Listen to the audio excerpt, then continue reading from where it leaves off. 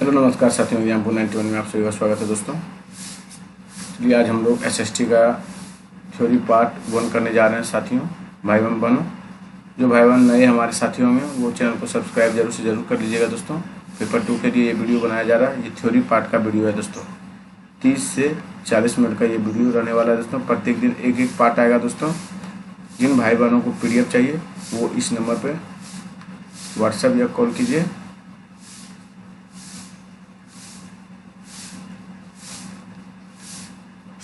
आपको PDF उपलब्ध करवा दिया जाएगा साथियों। बशर्ते PDF लेने के लिए आपको एक ही काम करना है, चैनल को सब्सक्राइब कीजिए और अपने दोस्तों को भी चैनल को शेयर कीजिए दोस्तों, और उनको भी चैनल को सब्सक्राइब करने को कहिए, जिससे अपना परिवार एग्जाम्पल 9 में थोड़ा बड़ा हो जाए और उससे और अच्छे से अच्छे कंटेंट के लिए इस पर वीडियो लाया जाए दोस्तों। चलिए हम लोग आगे बढ़ते हैं। आप लोग इस चैनल को नए जो साथी होंगे हमारे वो जरूर से जरूर चैनल को सब्सक्राइब कीजिएगा दोस्तों। वीडियो देखते हैं अगर तो जरूर से जरूर चैनल को सब्सक्राइब कीजिएगा। हम सचिन सर के न्यू नोट्स का PDF आपको फ्री में उपलब्ध करवा देंगे दोस्तों, लेकिन चैनल को सब्सक्राइब करना नहीं भूलिएगा दोस्तों। चलिए हम आगे बढ़ते हैं। हम लोग ज्योग्राफी से स्टार्ट कर रहे हैं दोस्तों। पहला पार्ट ज्योग्राफी का है। आप लोग वीडियो को देखिएगा और अपने दोस्तों को भी शेयर कीजिएगा। चलिए हम लोग स्टार्ट करते हैं। देखिए, खगोलीय पिंड है दोस्तों, क्लस्टीशियल बॉडीज, सूर्य, चंद्रमा तथा वे सभी वस्तुएं जो रात के समय में आसमान में चमकती है। कैसे देखिए, सूर्य, चंद्रमा तथा वे सभी वस्तुएं जो रात के समय आसमान में चमकती है उसे हम खगोलीय पिंड कहलाती है। खगोलीय पिंडों को तारा कहते हैं। सूर्य भी एक तारा है। चलिए दूसरा पॉइंट देखते हैं। तारों के विभिन्न समूहों द्वारा बनाई गई विविध आकृतियों को नक्षत्र मंडल कहते हैं। आर्सा मेजर या बिग बियर इसी प्रकार का एक नक्षत्र मंडल है। उत्तरी तारा उत्तर दिशा को बताता है। इसे ध्रुव तारा भी कहते हैं दोस्तों, पोल स्टार भी कहा जाता है। चलिए हम लोग आगे पॉइंट देखते हैं। कुछ खगोलीय पिंडों में अपना प्रकाश एवं ऊष्मा नहीं होती है। कुछ खगोलीय पिंडों में अपना प्रकाश एवं ऊष्मा नहीं होती है। वे तारों के प्रकाश से प्रकाशित होते हैं। ऐसे पिंड को क्या कहते हैं? ग्रह कहते हैं, प्लैनेट्स कहते हैं साथियों।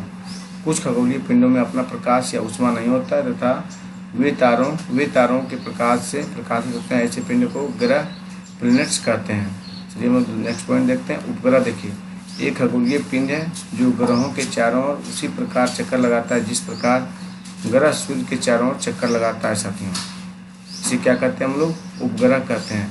चलिए नेक्स्ट पॉइंट, पौराणिक रोमन दोस्तों। पौराणिक रोमन कहानियों में सौल सूर्य देवता को कहा जाता है। सौल किसे कहते हैं हम लोग दोस्तों? सूर्य देवता को कहा जाता है। सौर शब्द का अर्थ है सूर्य से संबंधित, इसलिए सूर्य के परिवार को सौर मंडल, सोलर सिस्टम कहा जाता है दोस्तों। क्या कहा जाता है? Solar system.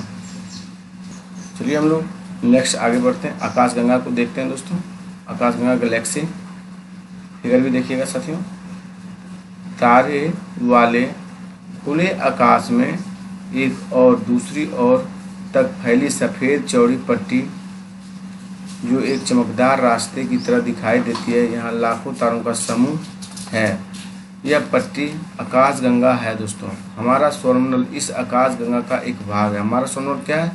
इस आकाशगंगा का एक भाग है। इस प्रकार की लाखों आकाशगंगाएं मिलकर ब्रह्मांड यूनिवर्स का निर्माण करती है दोस्तों। चलिए हम लोग आगे बढ़ते हैं साथियों। सौरमंडल को देखिए, सोलर सिस्टम को। सूर्य, 8 ग्रह, 8 प्लैनेट्स, उपग्रह, सैटेलाइट तथा कुछ अन्य खगोलीय पिंड, सेलेस्टियल बॉडीज जैसे क्षुद्र ग्रह, एस्टेरॉइड्स एवं उल्कापिंड, मेटेरोइड्स मिलकर सौरमंडल, सोलर सिस्टम का निर्माण करते हैं। क्या कौन कौन होते हैं? फिर से देखिए, सौरमंडल में 8 ग्रह हैं, प्लैनेट्स हैं, उपग्रह तथा कुछ अन्य खगोलीय पिंड, सेलेस्टियल बॉडी जैसे क्षुद्र ग्रह, एस्टेरॉइड एवं उल्कापिंड मिलकर सौरमंडल का निर्माण करते हैं। चलिए हम लोग आगे बढ़ते हैं। सूर्य के बारे में चर्चा करते हैं। द सन, सूर्य सौर मंडल का केंद्र में स्थित है। सूर्य जो है सौर मंडल के केंद्र में स्थित है। यह बहुत बड़ा एवं अत्यधिक गर्म गैसों से बना है। सूर्य सौर मंडल के लिए प्रकाश, लाइट एवं ऊष्मा, हीट का एकमात्र स्रोत है। सूर्य जो है पृथ्वी अर्थ से लगभग 15 करोड़ किलोमीटर दूर है दोस्तों। सूर्य जो है पृथ्वी से लगभग 15 करोड़ किलोमीटर दूर है। सूर्य के सबसे ज़्यादा निकट तारा को क्या कहते हैं साथियों? प्रोक्सिमा सेंचुरी कहते हैं। सूर्य के सबसे ज़्यादा निकट तारा को क्या कहते हैं? प्रोक्सिमा सेंचुरी कहते हैं। प्रकाश की गति लगभग 3 लाख किलोमीटर प्रति सेकेंड है। इस गति को पृथ्वी तक पहुंचने में लगभग 8 मिनट 19 सेकेंड का समय लगता है। अगर लगभग में पूछा जाए साथियों, लगभग में आपका 500 सेकेंड हो जाएगा। कितना होगा? 500 सेकेंड दोस्तों। चलिए हम लोग आगे बढ़ते हैं, ग्रह को देखते हैं, प्लैनेट्स को। हमारे सौर मंडल में 8 ग्रह हैं। सूर्य से दूरी के अनुसार वे हैं बुध, सूर्य से दूरी के अनुसार वे हैं बुध, मरकरी से बोलते हैं, फिर शुक्र हैं, वेनस बोलते हैं, फिर पृथ्वी है, अर्थ है, फिर मंगल है, मार्स बोलते हैं उसे, फिर बृहस्पति है, जुपिटर है, फिर शनि है, एस्ट्रोनम है, फिर यूरेनस है, यूरेनस हो गया, फिर नेपच्यून है दोस्तों, नेपच्यून है। सौरमंडल के सभी 8 ग्रह एक निश्चित पथ यानी फिक्स्ड पथ पर सूर्य का चक्कर लगाते हैं। ये रास्ते दीर्घवृत्ताकार इलोंगेटेड में फैले हुए हैं। ये कक्षा ऑर्बिट्स कहलाते हैं। बुध सूर्य के सबसे नज़दीक का ग्रह, बुध जो है सूर्य के सबसे नज़दीक का ग्रह है। ग्रह का अपने अक्ष पर घूमना क्या कहलाता है? घूर्णन कहलाता है।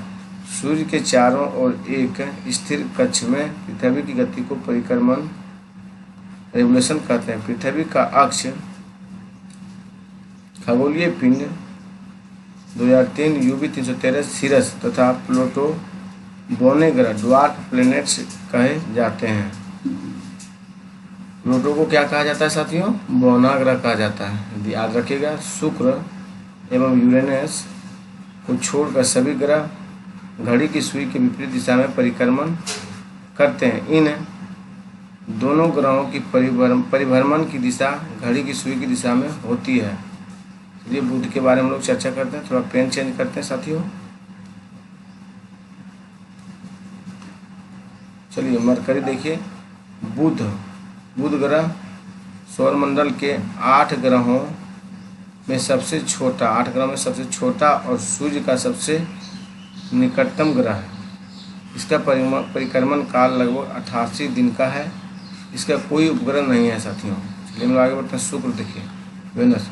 शुक्र पृथ्वी का सबसे निकटतम और सौर मंडल का सबसे गर्म ग्रह है। वेनस प्लेनेट को यह नाम प्रेम और सुंदरता की देवी रोमन देवी के नाम पर दिया गया है। शुक्र ग्रह चंद्रमा के बाद रात के समय आकाश में सबसे अधिक चमकीला ग्रह है।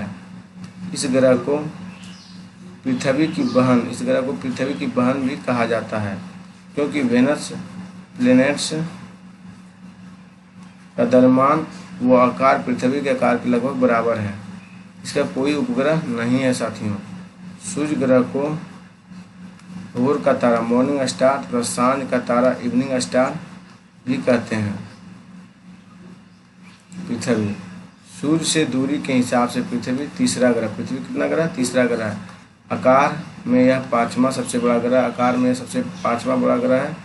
यह ध्रुवों पोल के पास थोड़ी चपटी होती है। पोल के पास कैसी होती है दोस्तों? चपटी होती है। यही कारण है कि इसके आकार को भूआब यानी जियोर कहा जाता है। भूआब का अर्थ हुआ दोस्तों पृथ्वी के समान आकार। क्या अर्थ हुआ? पृथ्वी के समान आकार। फिर से एक बार पढ़ लिया जाए। अर्थ पृथ्वी दोस्तों, सूर्य से दूरी के हिसाब से पृथ्वी तीसरी ग्रह है। आकार में यह 5वां सबसे बड़ा ग्रह है। यह ध्रुवों के पास थोड़ी चपटी है। यही कारण है कि इसके आकार को भूआब कहा जाता है। भूआब का अर्थ है पृथ्वी के समान आकार। चलिए हम लोग आगे बढ़ते हैं। चलिए, पृथ्वी के पास केवल एक उपग्रह, पृथ्वी के पास केवल एक उपग्रह, एक सैटेलाइट है, चंद्रमा। अंतरिक्ष में देखने पर पृथ्वी नीले रंग की दिखाई पड़ती है क्योंकि इसकी 2/3 सतह पानी से ढकी हुई है, इसलिए इसे नीला ग्रह ब्लू प्लैनेट्स कहा जाता है दोस्तों। ये हम लोग आगे बढ़ते हैं। पृथ्वी अपने अक्ष पर एक घूर्णन पूरा करने में 23 घंटे 56 मिनट यानी 23 घंटे 56 मिनट 4.0 सेकेंड का समय लेती है। यह अपने अक्ष का लंबवतः 23.5 डिग्री झुकी हुई है। इसके कारण इस पर विभिन्न प्रकार के मौसम आते हैं। पृथ्वी सूर्य की एक परिक्रमा 365 दिन 6 घंटे 48 मिनट 365 दिन 6 घंटे 48 मिनट और 45.51 सेकेंड में पूरा करते हैं। पृथ्वी सूर्य की एक परिक्रमा 365 दिन 6 घंटे 48 मिनट 45.51 सेकेंड पूरा करती है। उपसौर को देखिए, VVI है दोस्तों, ये दोनों पॉइंट बार बार पूछा जाता है। उपसौर परहेलियन अंग्रेजी में बोलते हैं इसे, जब पृथ्वी सूर्य के बिल्कुल पास होती है, सूर्य के बिल्कुल पास होती है तो उसे उपसौर परहेलियन कहते हैं। उपसौर की स्थिति 3 जनवरी को होती है। उपसौर की स्थिति कब होती है? 3 जनवरी को। अपसौर के बारे में देखिए, अपसौर अपहेलियन, जब पृथ्वी सूर्य की अधिकतम दूरी पर होती है तो यह उपसौर अपसौर यानी अपहेलियन कहलाता है। अपसौर की स्थिति 4 जुलाई को होती है। कब होती है तो साथियों? 4 जुलाई को। चलिए हम लोग आगे बढ़ते हैं। मंगल देखिए, मार्स, सौर मंडल में यह ग्रह दूसरा सबसे बड़ा छोटा ग्रह, सौर मंडल में यह ग्रह दूसरा सबसे छोटा ग्रह है। मंगल ग्रह की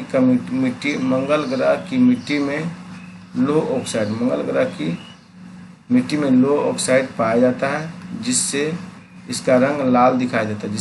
कैसा दिखाई देता है? लाल रंग दिखाई देता है। इसी कारण इसे लाल ग्रह कहा जाता है, लाल ग्रह भी कहते हैं दोस्तों। मंगल ग्रह के 2 उपग्रह हैं, फेबोस और डीमोस। मंगल को पृथ्वी से नंगी आंखों से देखा जा सकता है दोस्तों। बृहस्पति ग्रह देखिए, जुपिटर प्लैनेट। बृहस्पति ग्रह आकार में हमारे सौरमंडल का सबसे बड़ा ग्रह है। बृहस्पति ग्रह आकार में हमारे सौरमंडल का सबसे बड़ा ग्रह है। यह अपने अक्ष पर सबसे अधिक तेजी से परिक्रमा करने वाला ग्रह है। यह मात्र 9 घंटे 56 मिनट में अपने अक्ष पर घूर्णन पूर्ण कर लेती है। बृहस्पति ग्रह 67 उपग्रह हैं दोस्तों। ये डाटा पुराना है दोस्तों, वर्तमान में इसमें 72 है दोस्तों और इसमें 80, शनि में आपका 82 उपग्रह हैं। 82 दोस्तों। चलिए, शनि ग्रह हमारे सौरमंडल का दूसरा सबसे बड़ा ग्रह है। इस ग्रह के चारों ओर वलय हैं। टाइटन शनि ग्रह का सबसे बड़ा उपग्रह है। शनि ग्रह के 82 उपग्रह हैं दोस्तों। अरुण को देखिए, अरुण। चलिए हम लोग देखते हैं। यूरेनस ग्रह की खोज विलियम हर्शेल ने 1781 में की थी। इसे लेटा हुआ ग्रह भी कहा जाता है। अरुण को क्या कहते हैं दोस्तों? लेटा हुआ ग्रह भी कहते हैं। यूरेनस ग्रह के 27 उपग्रह शामिल हैं दोस्तों। चलिए हम लोग आगे बढ़ते हैं। वरुण देखिए, नेपच्यून इसे बोलते हैं। नेपच्यून ग्रह हमारे सौरमंडल का सूर्य से दूरी के अनुसार सबसे दूर का ग्रह है। यह सबसे ठंडा ग्रह है। नेपच्यून ग्रह के 14 उपग्रह हैं। उपग्रह सैटेलाइट कुछ आकाशीय पिंड अपने ग्रह की परिक्रमा करते हुए सूर्य की परिक्रमा करते हैं। कुछ आकाशीय पिंड जो है साथियों अपने ग्रह की परिक्रमा करते हुए सूर्य की परिक्रमा करते हैं। अपने ग्रह की परिक्रमा करने के कारण इन्हें उपग्रह कहते हैं। जैसे चंद्रमा पृथ्वी की परिक्रमा, चंद्रमा जो पृथ्वी की परिक्रमा करता है, यह पृथ्वी का एकमात्र प्राकृतिक उपग्रह है। पृथ्वी का एकमात्र कैसा उपग्रह? प्राकृतिक उपग्रह है। मानव निर्मित उपग्रह देखिए, भारत ने आर्यभट्ट, एजुसेट और ओशन सेट नामक उपग्रह बनाए हैं। मानव निर्मित उपग्रह भारत ने आर्यभट्ट, एजुसेट और ओशन सेट नामक उपग्रह बनाए हैं। देखिए चंद्रमा देखते हैं हम लोग, द मून। हमारी पृथ्वी के पास केवल एक उपग्रह सैटेलाइट है, चंद्रमा। इसका व्यास डायमीटर पृथ्वी के व्यास का केवल 1/4 है। पृथ्वी से चंद्रमा की दूरी लगभग 3,84,400 किलोमीटर है दोस्तों। यह हमारी पृथ्वी के सर्वाधिक निकट स्थित आकाशीय पिंड है। चलिए हम लोग आगे बढ़ते हैं। चंद्रमा पृथ्वी का एक चक्कर लगभग 27 दिन 7 घंटे 43 मिनट में पूरा करता है। चंद्रमा पृथ्वी का एक चक्कर लगभग 27 दिन 7 घंटे 43 मिनट में पूरा करता है। नील आर्मस्ट्रॉन्ग पहले व्यक्ति थे जिन्होंने 21 जुलाई 1969 को सबसे पहले चंद्रमा की सतह पर कदम रखा। चंद्रमा का अपना कोई प्रकाश नहीं होता है, यह सूर्य के प्रकाश से प्रकाशित होता है और सूर्य के प्रकाश को परिवर्तित करता है, जो हमारी पृथ्वी पर लगभग 1.25 सेकेंड में पहुंचता है। इस प्रकाश को चांदनी मूनलाइट कहते हैं दोस्तों। चलिए हम लोग आगे बढ़ते हैं। क्षुद्र ग्रह देखिए, एस्टेरॉइड, तारे, स्टार्स, ग्रहों एवं उपग्रहों के अतिरिक्त असंख्य छोटे पिंड, टीन बॉडी भी सूर्य के चारों ओर चक्कर लगाते हैं। इन पिंडों को क्षुद्र ग्रह एस्टेरॉइड्स कहते हैं। ये मंगल एवं बृहस्पति, जुपिटर की कक्षाओं के बीच में पाए जाते हैं दोस्तों। याद रखिएगा, मंगल और बृहस्पति के बीच में कौन सा ग्रह पाया जाता है? क्षुद्र ग्रह पाया जाता है दोस्तों। बहुत भी आया दोस्तों, हर एक कमीशन एग्जाम में इसको पूछा जाता है। चलिए हम लोग आगे चलते हैं, उल्का पिंड देखते हैं। सूर्य के चारों चक्कर लगाने वाले पत्थरों के छोटे छोटे टुकड़ों को उल्का पिंड मेटेरॉइड्स कहते हैं। कभी कभी ये उल्का पिंड पृथ्वी के इतने नज़दीक आ जाते हैं कि इनकी प्रवृत्ति पृथ्वी पर गिरने की होती है। इस प्रक्रिया के दौरान वायु के साथ घर्षण फ्रैक्शन होने के कारण ये गर्म होकर जल जाते हैं। इन्हें एक टूटता हुआ तारा कहा जाता है।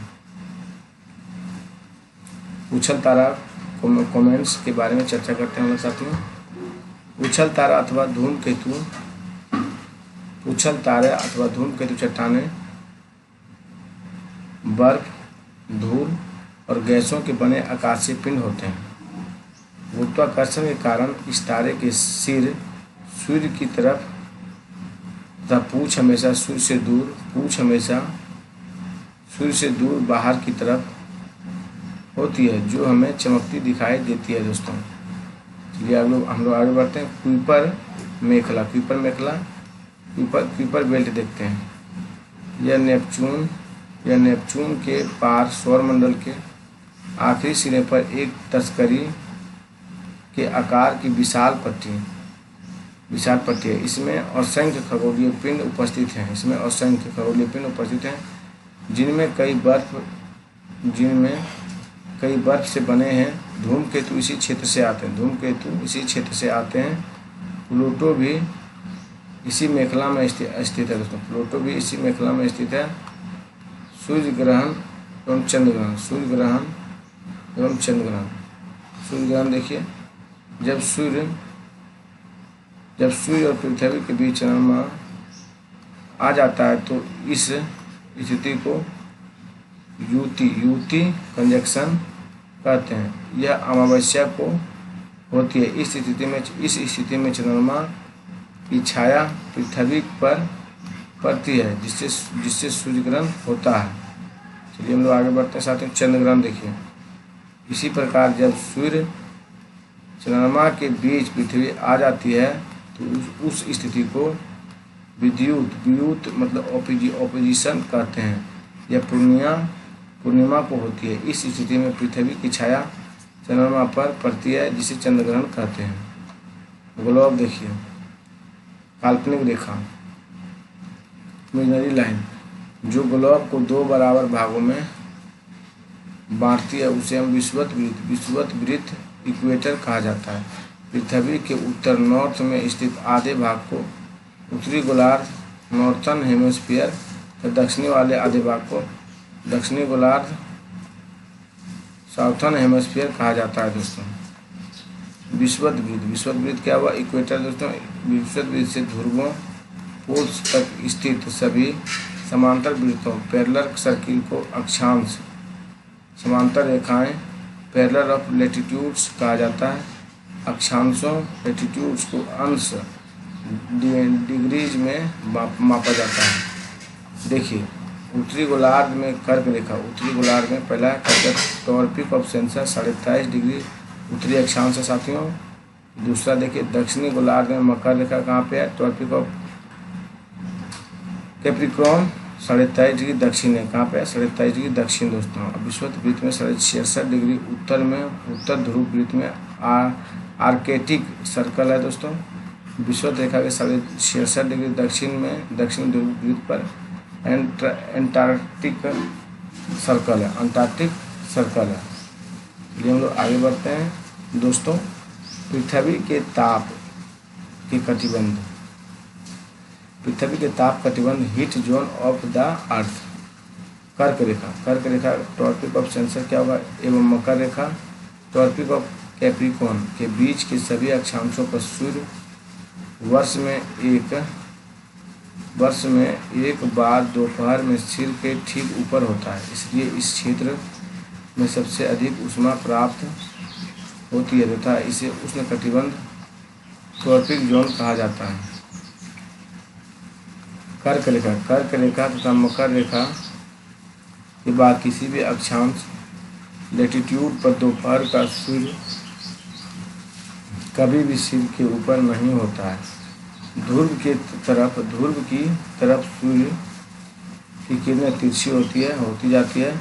इस प्रकार उत्तरी गोलार्ध में कर्क रेखा एवं उत्तरी ध्रुव वृत्त तथा दक्षिणी गोलार्ध में मकर रेखा दक्षिणी ध्रुव वृत्त में के बीच वाले क्षेत्र का तापमान मध्यम रहता है, इसलिए इन्हें शीतोष्ण कटिबंध कहा जाता है दोस्तों।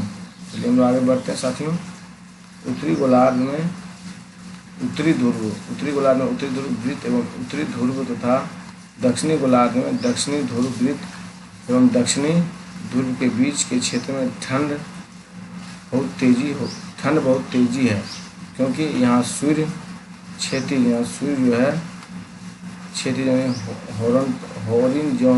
हॉरिजॉन से ज़्यादा ऊपर नहीं आ पाता है, इसलिए ये शीत कटिबंध कहलाते हैं। क्या कहलाते हैं? शीत कटिबंध। चलिए फिर देखिए उत्तरी गोलार्ध में उत्तर ध्रुव वृत्त एवं उत्तरी ध्रुव तथा दक्षिणी गोलार्ध में दक्षिण ध्रुव वृत्त एवं दक्षिणी ध्रुव के बीच के क्षेत्र में ठंड बहुत होती है, क्योंकि यहाँ सूर्य क्षितिज से ज़्यादा ऊपर नहीं आ पाता, इसलिए ये शीत कटिबंध कहलाते हैं। चलिए हम लोग आगे बढ़ते हैं। टोंगा द्वीप देखिए न्यूजीलैंड एवं हिंद महासागर में स्थित मॉरिशस द्वीप एक ही अक्षांश 20 डिग्री दक्षिण पर स्थित है दोस्तों। याम्योत्तर या ध्रुव वृत्त पृथ्वी के उत्तरी एवं दक्षिणी ध्रुव के मिलाने वाली और उत्तर दक्षिण दिशा में खींची गई काल्पनिक रेखाओं को याम्योत्तर या ध्रुव वृत्त मेरिडियन कहते हैं। लंदन के निकट स्थित ग्रीनविच से जाने वाला याम्योत्तर को प्रधान याम्योत्तर कहा जाता है। क्या कहते हैं? प्रधान याम्योत्तर, प्राइम मेरिडियन माना जाता है। इसका मान ध्रुवीय देशांतर है। यहाँ से हम 180 डिग्री पूर्व 180 डिग्री पश्चिम तक गणना करते हैं। प्रमुख याम्योत्तर तथा 180 डिग्री याम्योत्तर मिलकर पृथ्वी को दो समान भागों पूर्वी गोलार्ध ईस्टर्न हेमोस्फीयर एवं पश्चिमी गोलार्ध वेस्टर्न हेमोस्फीयर में विभक्त करती है। देशांतर और समय को मापने का सबसे अच्छा साधन पृथ्वी एवं चंद्रमा एवं ग्रहों की गति है। स्थानीय समय का अनुमान सूर्य के द्वारा बनने वाली परछाई शेडो से लगाया जा सकता है। पृथ्वी पश्चिम से पूर्व की ओर चक्कर लगाती है, अतः वे स्थान जो ग्रीनविच के पूर्व में है, उनका समय ग्रीनविच समय से आगे होगा तथा जो पश्चिम में है, इनका समय पीछे होगा।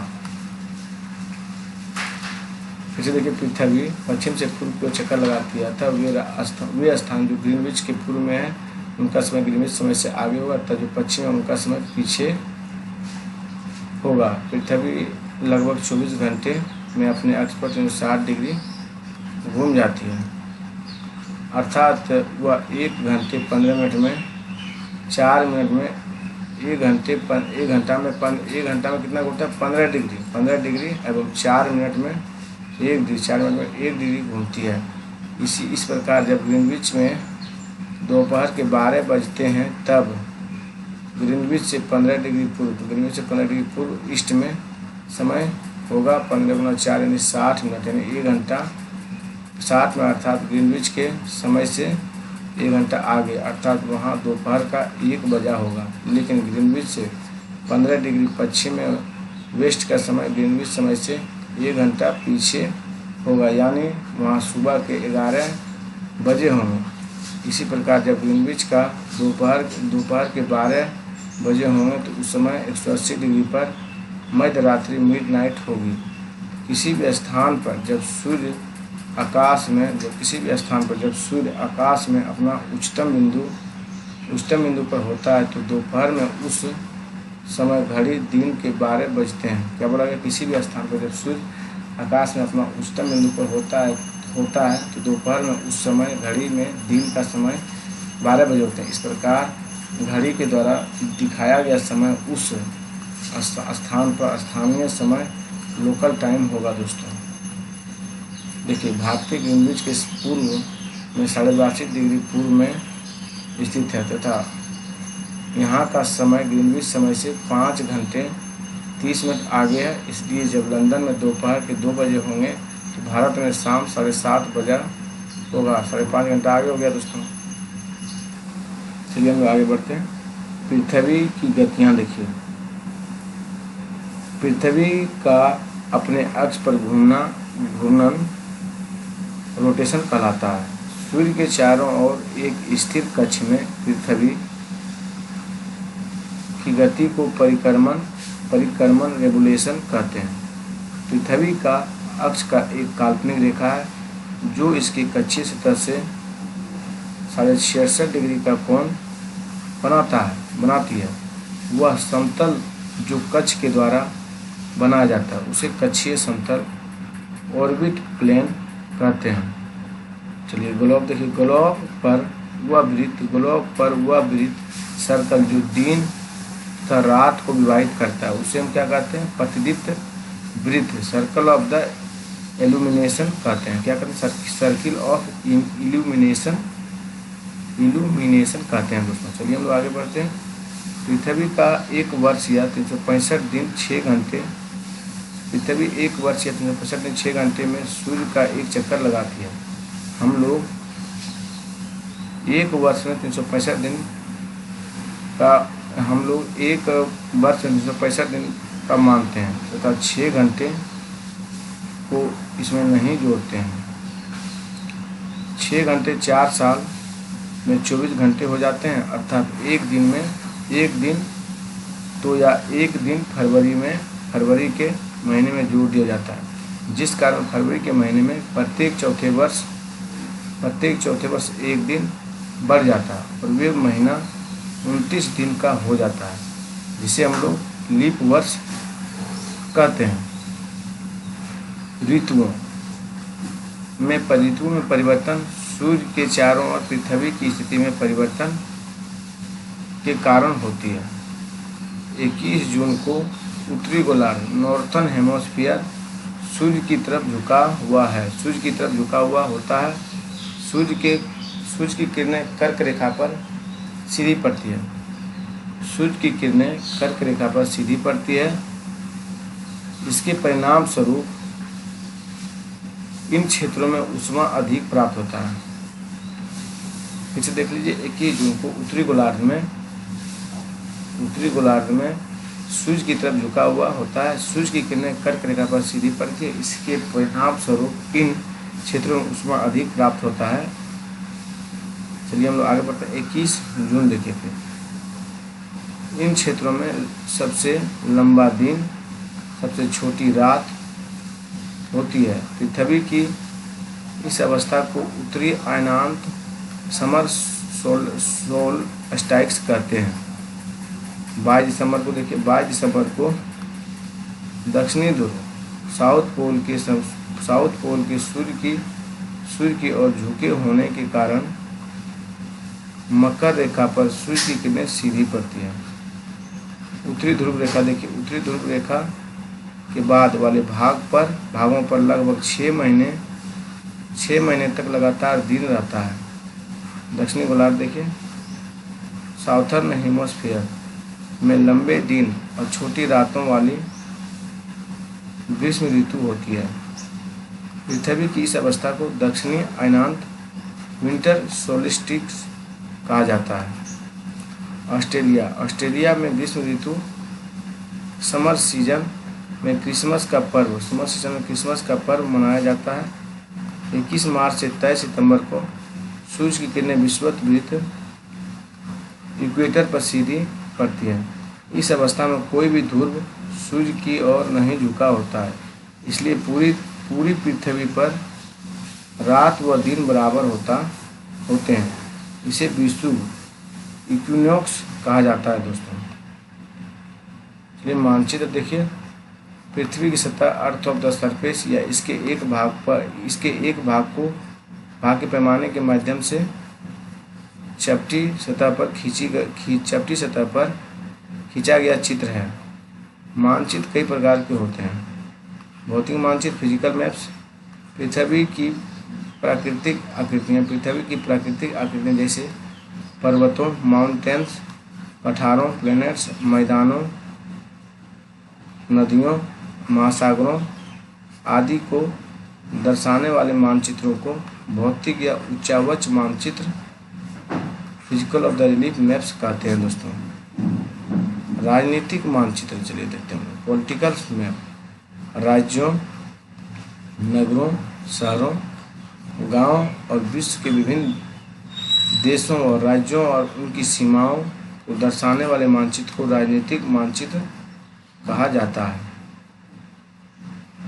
थीमेटिक मानचित्र, कुछ मानचित्र विशेष जानकारी प्रदान करते हैं, जैसे सड़क मानचित्र, वर्षा मानचित्र, वन फॉरेस्ट, तो उद्योग आदि के वितरण दर्शाने वाले मानचित्र आदि। इस प्रकार के मानचित्र को थीमेटिक मानचित्र मैप्स कहा जाता है। दिशा देखिए, डायरेक्शन, अधिकतर मानचित्रों में ऊपर दाहिने राइट तरफ तीर का निशान बना होता है, जिसके ऊपर अक्षर उत्तर में लिखा होता है। यह तीर का निशान उत्तर दिशा को दर्शाता है। इसे उत्तर रेखा नॉर्थ लाइन कहा जाता है। ये हम लोग आगे बढ़ते हैं। 4 मुख्य दिशाओं, एक उत्तर हो गया नॉर्थ, एक दक्षिण हो गया साउथ, एक पूर्व हो गया ईस्ट जिसे बोलते हैं, पश्चिम हो गया वेस्ट, प्रधान दिग्बिंदु कार्डियल पॉइंट कहते हैं उसे हम लोग आगे बढ़ते हैं। प्रतीक देखिए, प्रतीक सिंबल्स,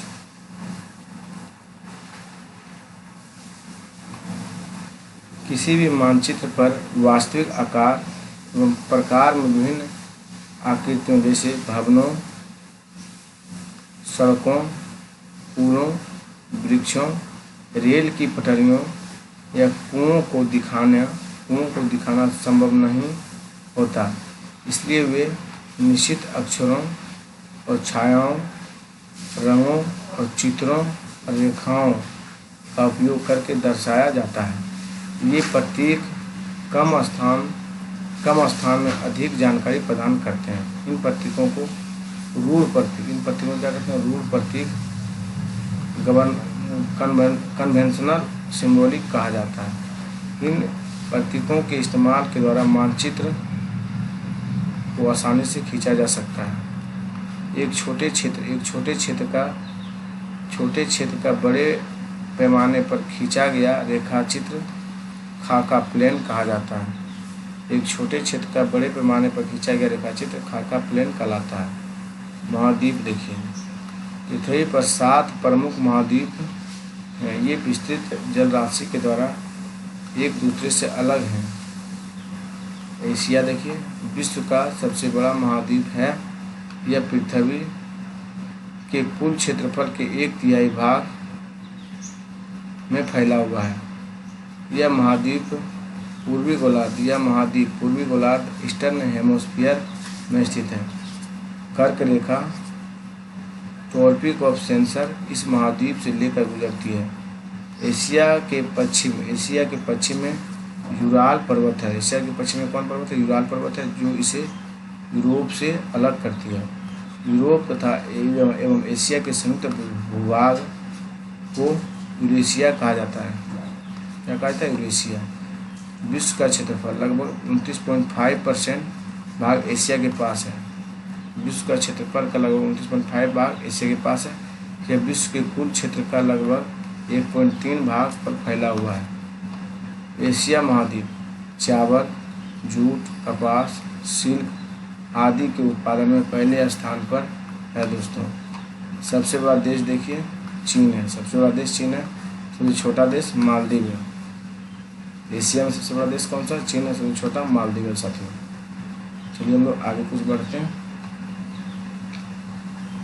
सबसे लंबी एशिया की यांगटी सिकियांग दोस्तों, चाइना का नदी है यांगटी सियांग। सबसे ऊंचा पर्वत शिखर माउंट एवरेस्ट है, 8,848 मीटर।